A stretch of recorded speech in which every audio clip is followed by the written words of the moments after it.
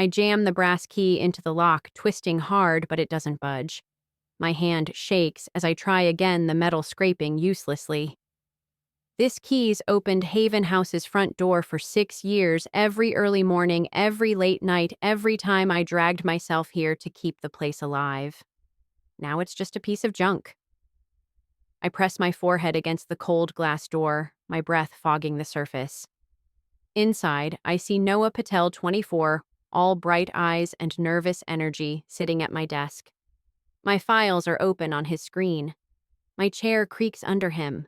My life handed over without a word. I'm Ava Harper, 32, or I was the program director at Haven House, a Portland nonprofit that's been my heartbeat since I started. After-school programs, housing support mentorship for kids who've got nothing else, I built those from scratch. Not for glory, not for a fat paycheck, but because I was one of those kids once lost in a city that didn't care. 6 years of grants written in the dark, of knowing every kid's name, of parents hugging me like I was family. And now this, Lila Nguyen. Our volunteer coordinator steps out from the shadows of the lobby. Her face is tight, like she's holding back tears. Ava, she says, her voice barely above a whisper. They changed the locks last night. Ethan's orders. She hands me a plastic envelope with my name scrawled on it. No box, no ceremony, just a flimsy bag that feels like an insult. Inside a single sheet, termination. Effective immediately. Final paycheck within 72 hours. Return all Haven House property. I stare at it, the words blurring. No meeting, no goodbye, just this. Ethan, I ask, my voice hollow. Lila nods, glancing away. Ethan Caldwell, our new executive director, all tailored suits and buzzwords, hired 3 months ago to modernize us. I should have seen this coming, his emails about streamlining, his consultant, shadowing my every move, the way he stopped looking me in the eye. But I didn't. I kept showing up, kept believing my work meant something. Stupid. Noah's still at my desk, typing like he belongs there. I want to bang on the glass to demand answers, but my feet won't move. Lila touches my arm. I'm sorry, she says, and I know she means it, but it doesn't help. I turn away, the key heavy in my pocket, the envelope crinkling in my hand. I walk to my car, the Portland rain starting to fall sharp and cold. I sit behind the wheel, staring at the key now in my palm.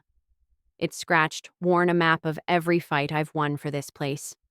Useless. I open my laptop, hands trembling, and log into a system no one knows about. Beacon. A database I coded 2 years ago to track our kids, their grades, their mentorship sessions, their trust. It flags, changes, sends alerts to parents and partners if someone like me gets pulled without notice. Ethan doesn't know it exists. Neither does Noah. At 8:07 a.m., a red bar slides across the screen. Primary contact change detected. Ava Harper removed. My breath catches. Beacon's already working, emailing Marcus Reed, the principal at Lincoln High, and every parent we serve. Your designated contact has been changed. Please verify your program preferences. I close the laptop, the key still in my hand. They changed the lock. And just like that, the place I gave 6 years to locked me out like I was never there. I'm staring at the brass key on my kitchen counter, its edges catching the dim light of my apartment. It's been a day since Haven House locked me out, since Noah took my desk, since Ethan's orders turned 6 years of my life into a plastic envelope. The rain's still falling outside, a steady Portland drizzle that mirrors the fog in my head. I haven't slept. Every time I close my eyes, I see Ethan's polished smile, hear his voice promising impact while he dismantled everything I built. I keep thinking about how it started, how I let it happen, how I didn't fight sooner. 3 months ago, Ethan Caldwell walked into Haven House like he owned it. Tailored blazer, slick hair, a handshake that felt like a transaction. The board introduced him as our new executive director, hired to modernize our nonprofit. Haven House is a gem, he said at his first staff meeting, pacing in front of a PowerPoint slide titled Vision 2030. But gems need polishing. We're talking ROI, scalability, high impact outcomes. The room nodded, half dazed by his buzzwords. I didn't. I'd seen guys like him before, consultants who talk big, cut deep, and leave chaos behind. But I smiled, kept quiet. I thought I could work with him. It started small. Ethan brought in a consultant, Tyler, who carried a tablet like it was his lifeline. They audited everything: our mentorship program, our housing support, even the art classes I fought to fund. Low ROI, Tyler said about the classes, like kids painting murals, was a bad investment. I pushed back, stayed late, pulling data to show how those programs kept kids out of trouble. Ethan nodded, said good points. Ava then ignored me. We're pivoting to visibility, he told us. Fundraisers, tech partnerships, galas. Like our kids needed champagne and small talk instead of a safe place to be. Then the emails came. Ava, all program proposals now go through me for approval, streamlining our workflow. I stared at that message, my stomach twisting. I'd been writing grants that kept our doors open for years. I didn't need a gatekeeper. But I replied, got it, because I was scared. Scared of losing the programs, the kids, the only place that felt like home. I should have fought then, but I didn't. I kept showing up, kept believing my work would speak for itself. 2 weeks ago, it got worse. I walked into the staff room and found Noah at my desk, my files open, my chair swiveling under him. Hey, Ava, he said, grinning like it was no big deal. Ethan asked me to take over the mentorship program. Said it needs a fresh take. My mentorship program, the one I built from nothing, the one that got kids like Javier to trust again. I forced a smile, my voice tight. Cool? Let me know if you need context. He nodded, already typing like I was a stranger. I stood there, invisible, my hand shaking as I walked away. I cornered Ethan in the hallway later. Why's Noah running my program? I asked, trying to sound calm. He didn't look up from his phone. Ava, we're redistributing roles. Noah's got energy ideas. You're spread thin. This is about impact. Impact. That word again, like a knife, he kept twisting. I wanted to scream that I was the one who'd made impact: $2 million in grants, 300 kids, mentored parents who trusted us. But I nodded, walked back to my desk, and pretended it was fine. It wasn't. Last Monday, the real blow landed. My phone rang while I was grabbing coffee across the street. It was Marcus Reed, principal at Lincoln High, our biggest partner. I've known Marcus for years. He's the kind of guy who brings donuts to meetings and remembers your mom's name. Ava, he said, his voice sharp. I got an email from Noah about the mentorship program. He's switching to online sessions. You sign off on this. My stomach dropped. Online sessions, I hadn't signed off on anything. I didn't even know Noah was emailing Marcus. I'll check it out, I said, my voice steady despite the panic. I hung up and logged into the shared drive. There, it was a proposal authored by Noah, approved by Ethan. No in-person meetups, no one-on-one mentors, just Zoom links and a chatbot for scalable support. It wasn't just a change, it was a gutting of everything I'd built. Marcus and I had spent years designing that program to feel human, to give kids a real connection. Now it was a tech demo, and my name wasn't even on it. I marched to Ethan's office, the proposal printed out, my hands trembling. This wasn't run by me, I said, holding up the pages. Marcus is pissed. These kids need mentors, not screens. Ethan leaned back, smirking like I'd told a bad joke. Ava, you're stuck in the past. Online's the future. Noah gets it. Be glad he's taking the lead. I stood there speechless as he turned back to his laptop. That's when it hit me. This wasn't about modernizing. This was about erasing me, my work, my mark on this place. I went home that night and sat at my kitchen table, the brass key in front of me. I remembered the nights I stayed up writing grants, the mornings I opened Haven House before anyone else, the kids who hugged me when they got their first A. I'd poured my soul into this place, and Ethan was wiping it clean, replacing me with someone who didn't know Javier's favorite pencil or Carla's night shift schedule. I wasn't just losing a job. I was losing myself. I opened my laptop, my fingers hovering over the keys. Beacon was still running its dashboard, quiet but alive. I'd built it to protect the kids, to make sure no one could pull the rug out from under them. Now it was protecting me, too. The red bar from yesterday was still there, Ava Harper removed. But now there were more 5 alerts sent to Marcus, to parents, to every partner I'd worked with. Please verify your program contact. No blame, no drama, just the truth laid bare. I closed the laptop and picked up the key, its weight, familiar grounding. Ethan thought he could erase me. He didn't know what I'd built, what was already in motion. He didn't know the community he was trying to optimize was about to speak. I'm slumped on my couch, the brass key dangling from its chain around my neck, cold against my skin. It's been 2 days since Haven House locked me out. 2 days since Ethan's betrayal turned my world to ash. The Portland rain drums against my window, relentless, like it's trying to wash away the ache in my chest. I haven't left my apartment, haven't answered my phone. But my laptop's open, and Beacon's dashboard glows in the dark, a lifeline I didn't know I'd need. It's running silent and steady, sending alerts that are starting to ripple. I built it to protect the kids, but now it's my voice when I have none. I think about the nights I coded Beacon hunched over this same laptop, fueled by coffee and stubbornness. It was never about glory, just a way to track our kids' progress, their mentorship sessions, their small wins.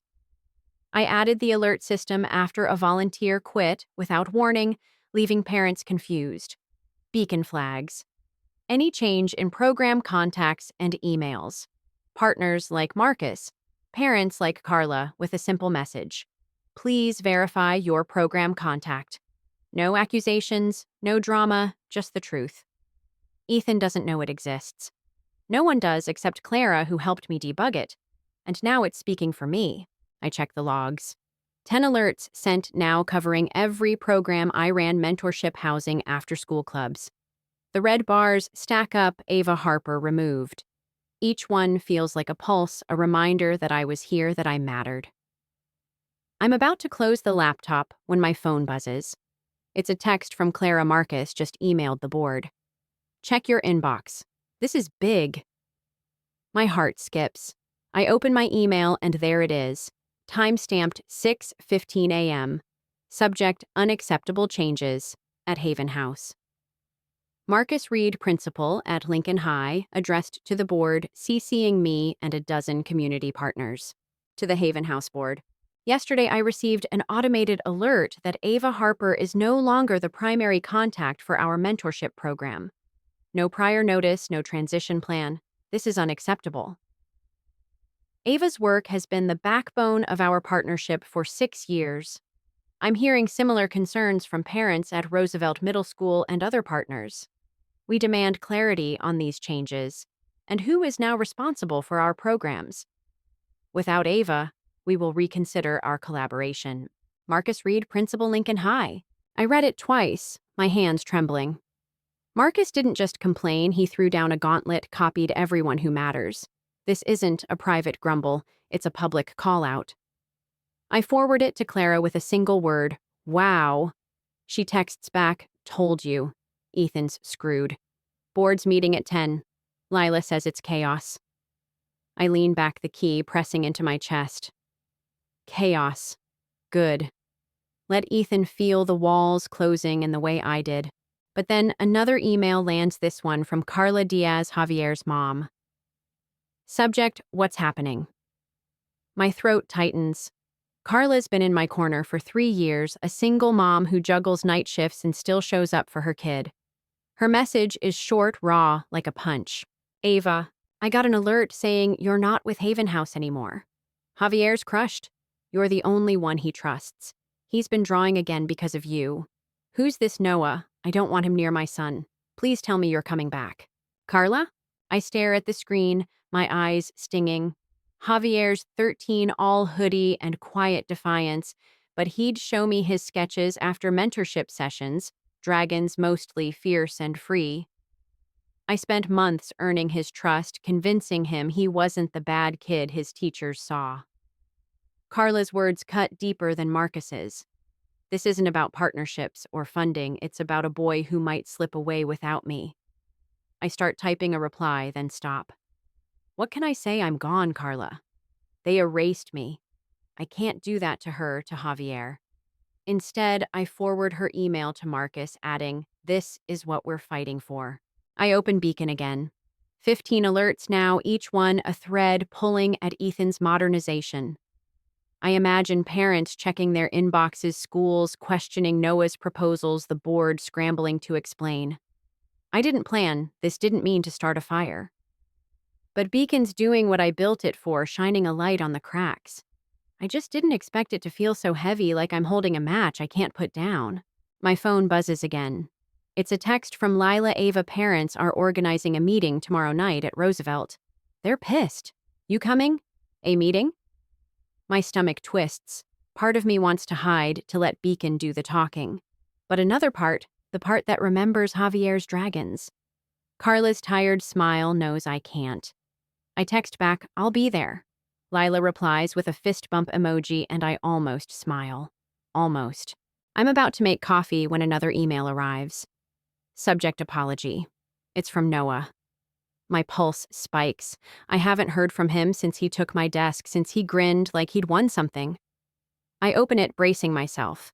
"Ava, I didn't know Ethan was pushing you out. He said you were stepping back, that you were fine with me taking over. I should have asked you." Marcus called me yesterday and he's furious about the online sessions. I don't know what I'm doing. I'm sorry. I'm thinking about quitting. Can we talk? Noah. I read it 3 times, my emotions a mess. I want to hate him, to blame him for stealing my place. But he's just a kid, 24, eager and clueless, used by Ethan like a pawn. His apology doesn't fix anything, but it cracks the anger I've been holding. I don't reply, not yet. Instead, I forward it to Clara. Noah's breaking. "What do we do?" She texts back, "Let him sit with it. Focus on the parents. They're the real fight." She's right. I close my laptop and pick up the key. It scratches rough under my fingers. I think about the nights I wrote grants, the kids I mentored, the community I built. Ethan tried to erase me, but Beacon's louder than he expected. Marcus is fighting. Carla's pleading. Parents are organizing.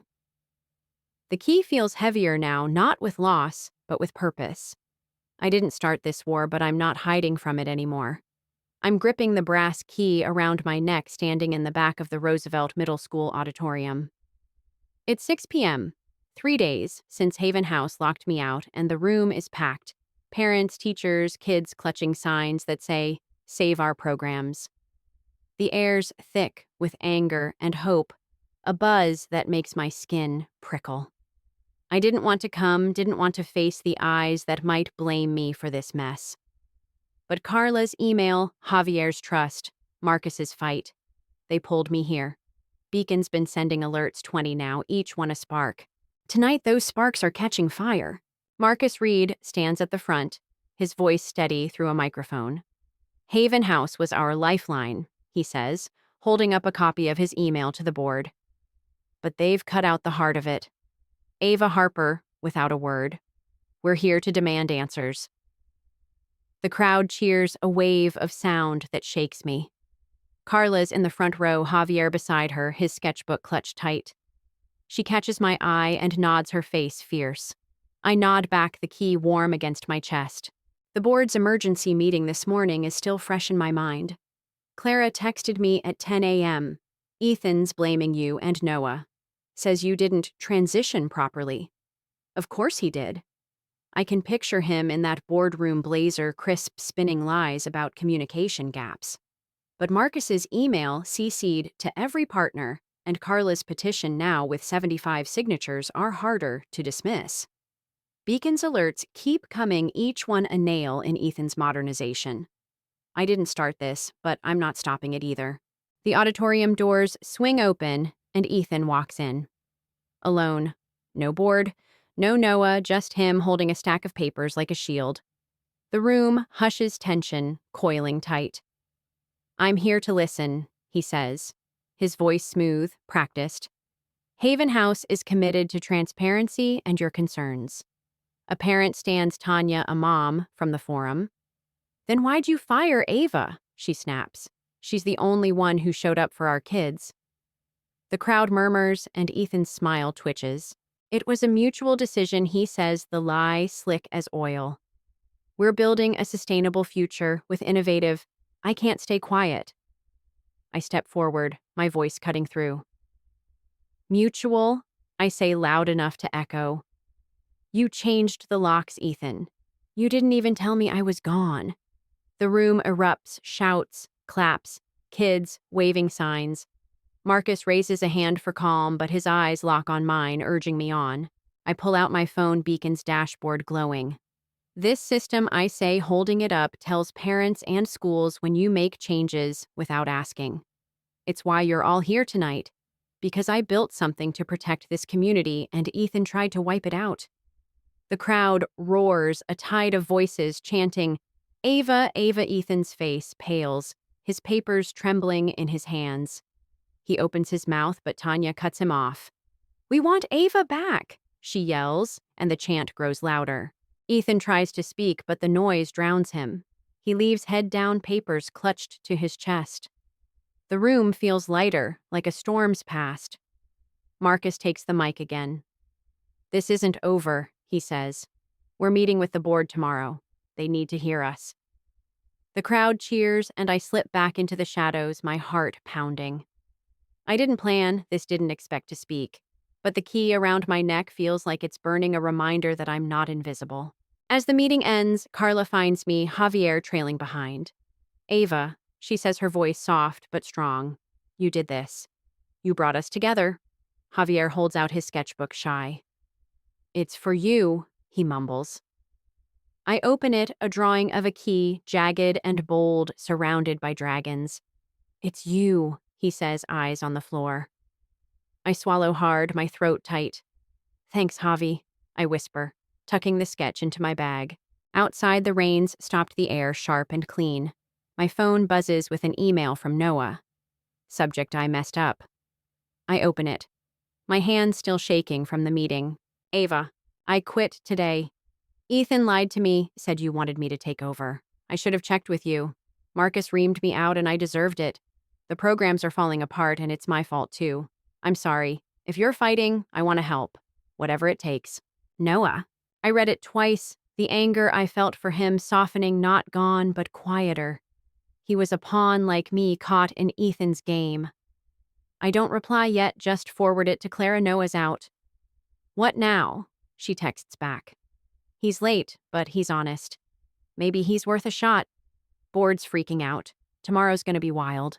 I walk to my car, the key swinging against my chest. Beacons up to 25 alerts, the forum's buzzing, parents are mobilizing. Ethan's crumbling, but this isn't about him anymore. It's about Carla's fight, Javier's dragons, Marcus's stand. I think of Lila's fist bump emoji, Clara's fierce grin, the crowd chanting my name. The key isn't just a relic of what I lost, it's proof of what I built, what's still standing. And tomorrow, when the board listens, I'll be ready. I'm standing in a small office, sunlight spilling through a window, warming the brass key around my neck. It's been 2 weeks since the parent meeting at Roosevelt Middle School, since the crowd chanted my name, since Javier's dragon sketch key burned a hole in my heart. The air here is different, cleaner, like a fresh page. No corporate buzzwords, no locked doors. Just a whiteboard scrawled with ideas, a table cluttered with coffee cups, and a team that feels like family. I'm not at Haven House anymore. I'm building something new, and the key isn't just a relic, it's a promise. The board meeting the day after the parent rally was a reckoning. I walked into Haven House's boardroom, the key hidden under my shirt, clutching a folder of Beacon's alerts. Marcus's email, Carla's petition, and Javier's sketch. Diane Ellison, the board chair, looked tired, her sharp eyes softened by defeat. Ethan was there, his blazer less crisp, his smile gone. Noah wasn't. He'd quit, his email apology still unanswered in my inbox. The board wanted answers, but I wasn't there to beg for my job back. I was there to tell the truth. Ava Diane began. We've heard from parents, partners, even kids. They're demanding your reinstatement. We need your perspective. I took a breath, the key grounding me. You locked me out before asking what I'd built. I said, my voice steady. 6 years of programs of trust of kids like Javier who needed someone to believe in them. Ethan didn't just fire me, he erased that. Beacon, the system I built, told the community what you wouldn't. They're not angry because I'm gone. They're angry because you broke their trust. I slid the folder across the table. 25 alerts, 75 signatures. Javier's key staring up from the page. This isn't about me, I said. It's about them. You can't optimize a community. Ethan tried to interrupt, his voice sharp. Ava's system was unauthorized, disruptive. Diane cut him off. Enough, Ethan. We've seen the fallout. The room went quiet, the board exchanging glances. I stood, leaving the folder behind. I'm not coming back, I said.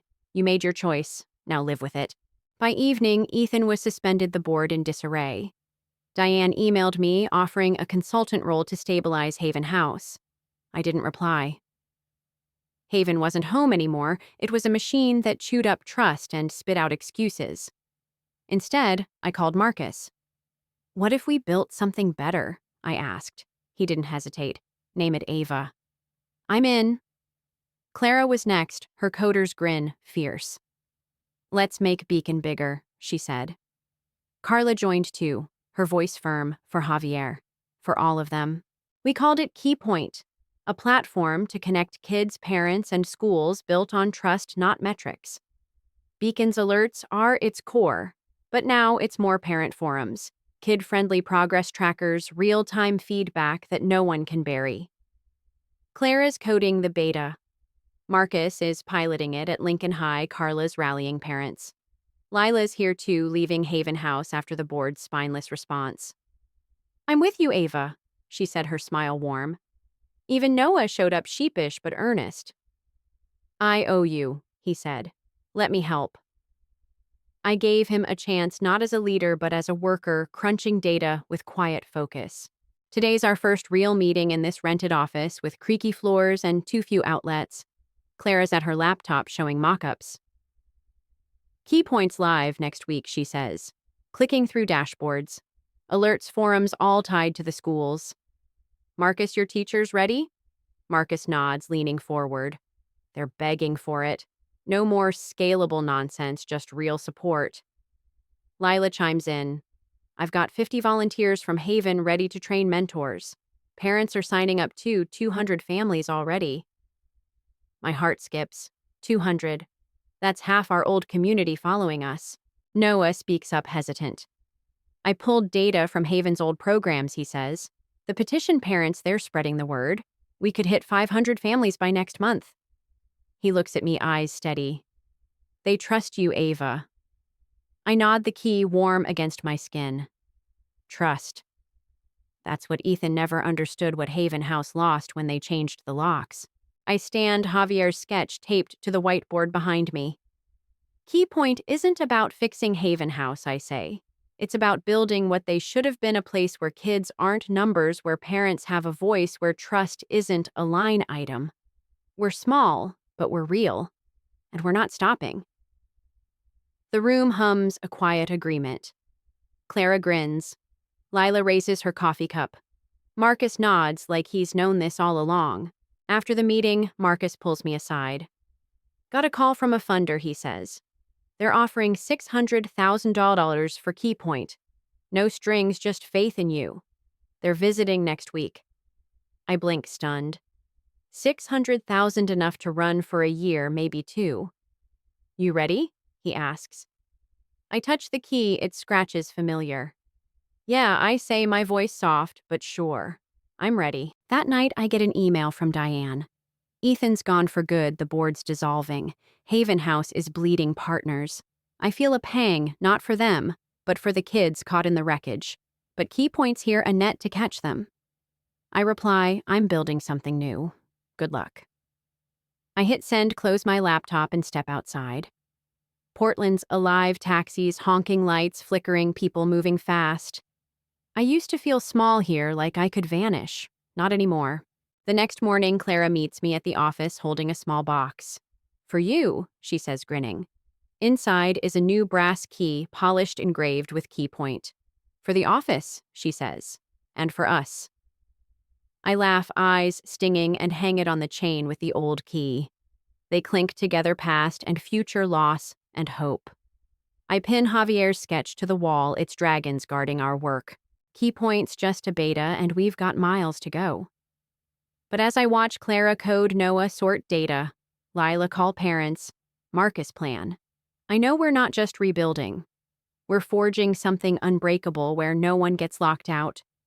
The keys around my neck, old and new, are proof I was never invisible. I just needed to forge my own door,